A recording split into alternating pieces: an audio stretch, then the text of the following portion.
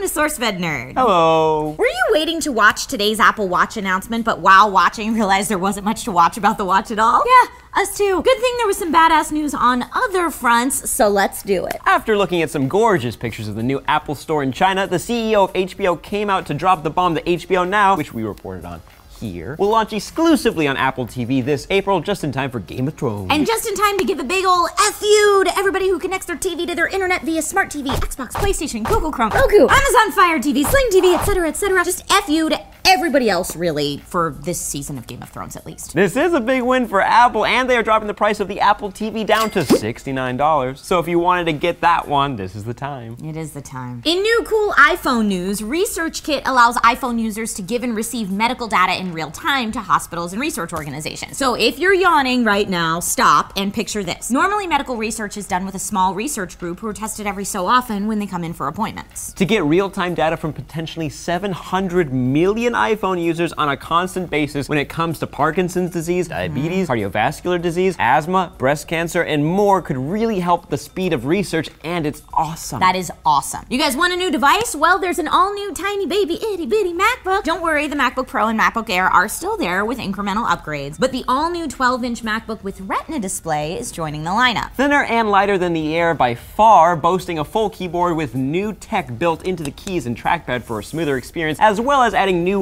Force Touch functionality that is cool yet has nothing to do with Star Wars. Nope. It's got no fan, so we'll see how that plays out, but they've minimized the logic board and changed the battery shape to maximize space. As with any device that's this tiny, you will face a port problem, so Apple will have a connector that plugs into the new USB-C power port to connect your others, HDMI, USB, DisplayPort, etc. Battery life is said to be 9 hours, and this beaut will head your way in 3 colors on April 10th, starting at $12.99 for the base model. Now to the much ado about nothing Apple Watch portion of today's events. We got a 20-minute recap on features we've seen before. Notifications in the form of glances, which do look to be customizable, digital touch to communicate watch to watch, and health features like telling you if you're sitting too long and monitoring your distance and time of workout. Christy Turlington was brought on stage to talk about how much she used these features in her recent half marathon and the work she does for Every Mother Counts. It was great to see a woman on stage in an Apple event, period, but the cool part of her appearance had to do more with who she is and her humanitarian efforts than with the watch, which seemed like an oddly forced slapped on there add-on with Tim Cook staying on stage the whole time. And what's with this awkward hug? So now to the deets we did get. The Apple Watch will be available for pre-orders and to see in stores on April 10th, officially releasing April 24th. Apple Watch Sport will have an aluminum casing with special aluminum and start at $349. Apple Watch will have a stainless steel casing, but special steel, and come with a sport or leather band and start at $549. And the Apple Watch Edition, which will come in 2 sizes, will have an 18-karat gold casing,